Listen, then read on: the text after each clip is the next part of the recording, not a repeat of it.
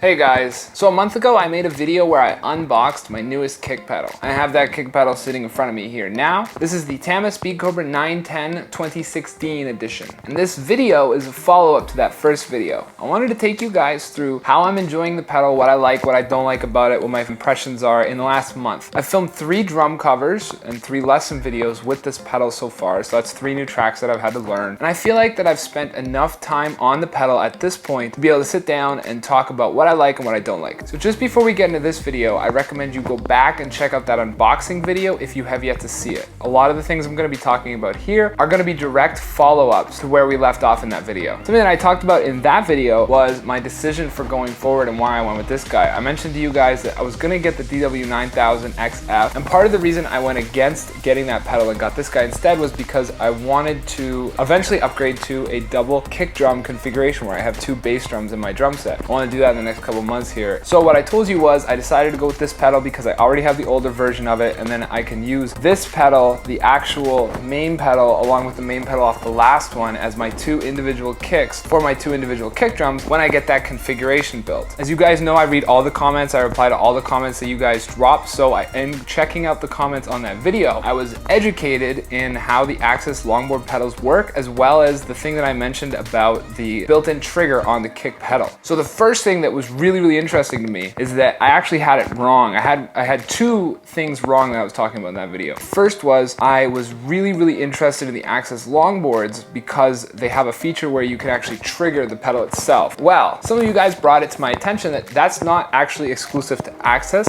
and that you can buy trigger sets that are built for pedals from third-party companies that'll work for almost all pedals. One of the brands that you guys recommend I check out is a brand called Pedal Trigger. I looked around and I saw that essentially there are a lot of options for triggering your pedal, and this is a whole new world to me. I've triggered my kick drum before, triggered my kick drum with multiple triggers, and then mic'd it from the inside and outside so that I can blend the MIDI with the audio in different situations, whether it's studio or live, but I've never actually triggered the pedal before, and I don't know why this went underneath my radar for so long. Maybe it doesn't really work that well, and that's why it's not very common, and that's why I haven't seen it. Some of the things that I read in forums about triggering your pedal was you have to have the calibration on the pedal as well as on the pedal trigger 1000% locked in, otherwise you'll have all kinds of issues with it triggering when it's not supposed to. I guess the reason for this is because the trigger itself is essentially just a plate that mounts to the side of the pedal, where there's a little hammer that swings with your beater onto that plate, and when it touches the plate it activates the trigger. I can see just in looking at that where there might be some issues that come up in the future if I actually go that route. One quick one that comes to mind, and maybe you guys can tell me if this is the case if any of you actually own one of these products. After time with the pedal, especially if you're a heavy hitter like me,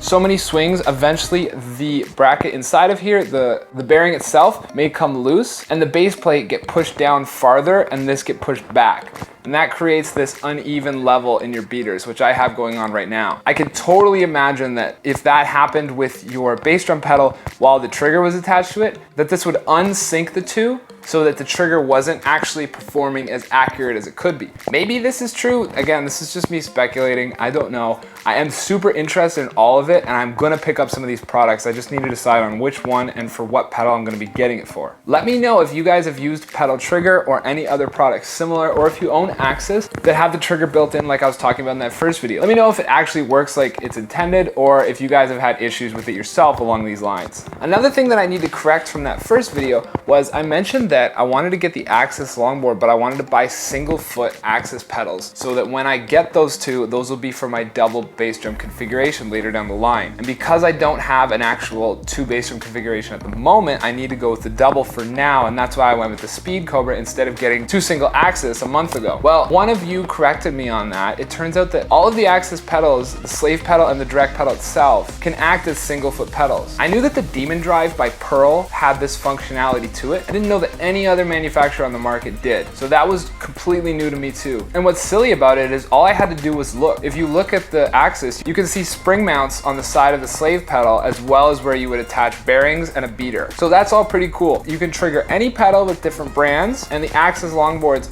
can be configured into single foot orientation, along with the Demon Drives, and perhaps there's some other pedals out there that you can do this with. So yeah, that's all I learned out of the comment section on that video. Thanks so much for leaving all that for me. It was super interesting diving into this. nice. I am really excited to try out some of those configs in the future. Okay, cool. Let's get talking about what I think about my experience so far on the Speed Cobra, the 910s. I love this pedal to death. It's exactly the same as what I'm used to for the last many years. So there was no transition onto the pedal, but it just was a quality of life improvement in so many ways. In the first video, I go into detail on certain sections of the pedal, what the features are with the pedal, and why it contributes to a smoother experience on this guy. I just want to go back through those real quick and talk about if it did anything or not. So the first thing I want to mention is this guy here. It's what they called the swivel spring tight. It was one of the first things that I brought up in that video. Essentially, the idea behind it is this movement right here. Pin that holds the tension spring in place actually pivots back and forth with the pedal as you press down. You can see that movement right there.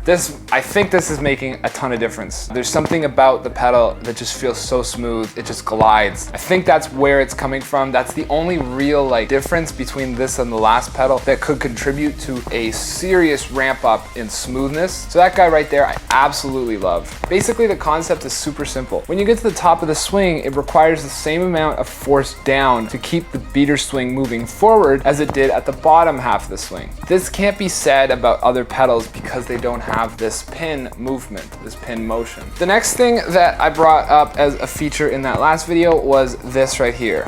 They call it the hinge guard block. It's just a redesign on the heel plate. In the description on the website, they claim that this makes for a more powerful experience. I don't think that's the case. I can't really understand why changing up the heel plate configuration really would change anything to do with the pedal. The hinge, I guess, has been brought back a little bit, making the pedal a little bit longer, I think, making the foot plate a little bit longer, but I don't know, I don't really notice any more power to it. Another feature that was different from my last pedal was the Para 2 clamp, or Para Pro clamp, or Para something clamp 2 something or other.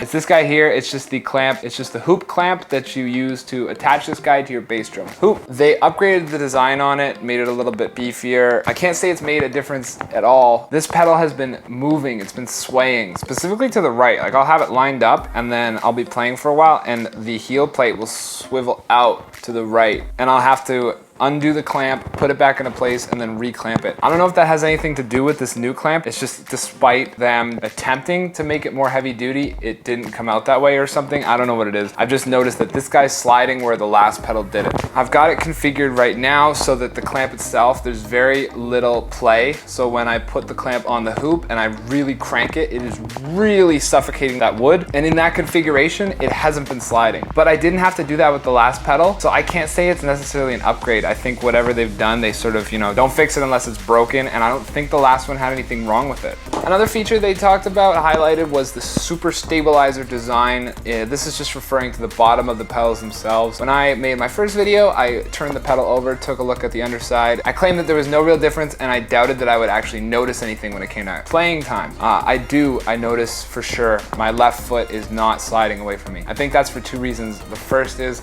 there's a little bit of a change up in this traction plate. So I think the spikes are doing a better job of gripping my drum carpet and keeping it from sliding. I also do think that part of their redesign in the bottom of the plate, the super stabilizer, whatever it is, I do think that that is actually adding some more friction. So that's a nice quality of life improvement. I'm not playing for a while, then having to grab my slave pedal and readjust it into place. It's staying exactly where I put it, without the need for sandbags or any type of weighted system to keep this guy in place. Let me know in the comment section what you guys do to keep your pedals in place. If you just let them free float and they don't seem to move because the pedal's construction is so that it doesn't need anything else, or if you have to add some kind of Velcro or sandbag or whatever it is, because I've heard a lot about Velcro, putting Velcro strips on the bottom and then attaching one side of the Velcro to your actual drum mat. I think I'm gonna do that. I just need to know how you guys are attaching the Velcro to the drum mat, but I think that's something I want to try. So the last thing we're going to talk about is the new beaters on these guys. I absolutely love the new beaters that they've gone with. I think the rubber is sweet. It works really well. The rubber is pretty soft on my actual kick head, but still there's no lack of power, no lack of force. Very, very punchy. I love the rubber design on these. The last Speed Cobras I had, these were the beaters that came with it. They're a felt head. I didn't like these at all. I swapped them up pretty quickly to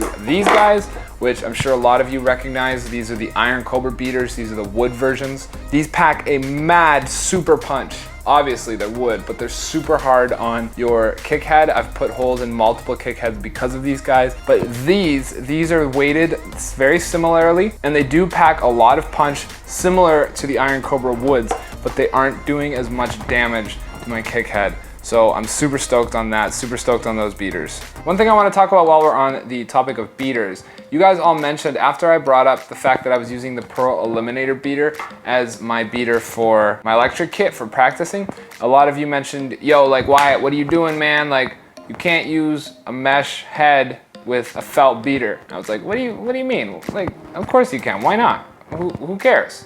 So I went online, did some reading after that. Turns out you guys are all absolutely right. The mesh and the felt, because of how coarse they are, they wear each other down very quickly. And it's not good for the beater itself, and it's not good for the mesh head either. So that was cool to learn. Just a heads up in case any of you didn't know about that. Okay, so closing out this video, I'm gonna cover the one thing that a lot of you guys probably have on your mind at this point, which is, Wyatt, would you recommend these pedals? Would you recommend them over other pedals? What other pedals would you recommend them over? So yes, I would absolutely recommend these pedals. I think the price point that they're at is phenomenal for what you're getting. I think that they are the equivalent of sort of a flagship premium level pedal, even though they're not technically in that category, just because they're not as expensive as something like the DW9000s or the Axis pedals or the Bigfoot pedals. So I have yet to play the Axis, but I have spent some time on a pair of DW9000s since I filmed the last video. I personally am going to continue to play these over the DWs. I think these are super solid, super sweet, and this right here, this pivot, don't even get me started. I